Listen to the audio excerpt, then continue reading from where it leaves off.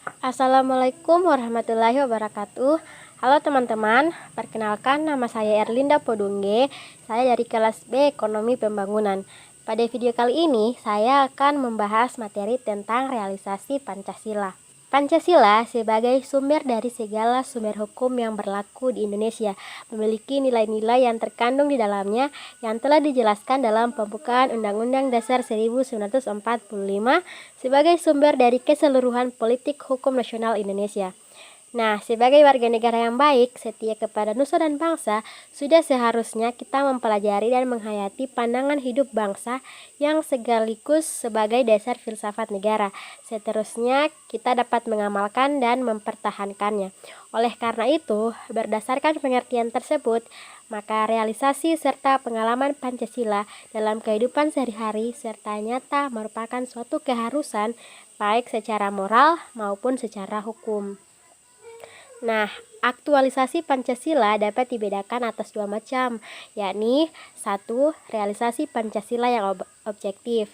Realisasi Pancasila secara objektif yaitu realisasi serta implementasi nilai-nilai Pancasila dalam segala aspek penyelenggaraan negara, terutama dalam kaitannya dengan penjabaran nilai-nilai dalam praksis penyelenggaraan negara dan peraturan perundang-undangan di Indonesia. Kedua, realisasi Pancasila yang subjektif. Realisasi Pancasila yang bersifat subjektif adalah pelaksanaan pada setiap pribadi perseorangan, setiap warga negara, setiap individu, setiap penduduk, serta penguasa, dan setiap orang Indonesia. Pancasila yang subjektif ini sangat berkaitan dengan kesadaran, ketaatan, serta kesiapan individu untuk merealisasikan Pancasila. Nah, ada realisasi Pancasila dalam kehidupan sehari-hari. Yang pertama, realisasi sila ketuhanan yang Maha Esa. Bintang emas merupakan simbol sila pertama dalam Pancasila yang berbunyi ketuhanan yang Maha Esa. Sila pertama ini menjadi dasar bagi seluruh umat beragama di Indonesia untuk menjalankan hak dan kewajibannya kepada Tuhan. Contoh realisasi sila pertama yakni tidak memaksa seseorang untuk menganut agama tertentu karena sesuai Undang-Undang Dasar 1945 setiap orang berhak untuk memilih dan memeluk agama sesuai dengan apa yang dikehendakinya. Kedua, realisasi sila kemanusiaan yang adil dan beradab. Rantai emas menjadi lambang dari sila kedua yang berbunyi kemanusiaan yang adil dan beradab. Sila ini mengandung pengertian bahwa seluruh manusia merupakan makhluk yang beradab dan memiliki keadilan yang setara di mata Tuhan. Contoh realisasi sila kedua yakni tidak melakukan diskriminasi pada siapapun.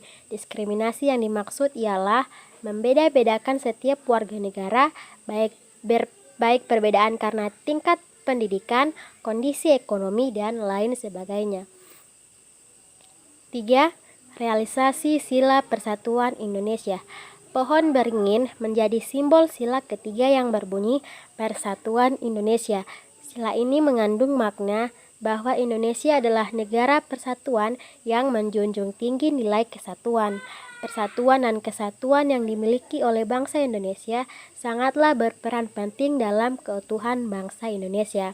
Contoh dari realisasi sila ketiga yakni cinta terhadap tanah air demi menjaga persatuan dan kesatuan bangsa dan mengutamakan segala kepentingan negara yang dilakukan untuk mewujudkan tujuan pembangunan nasional Indonesia.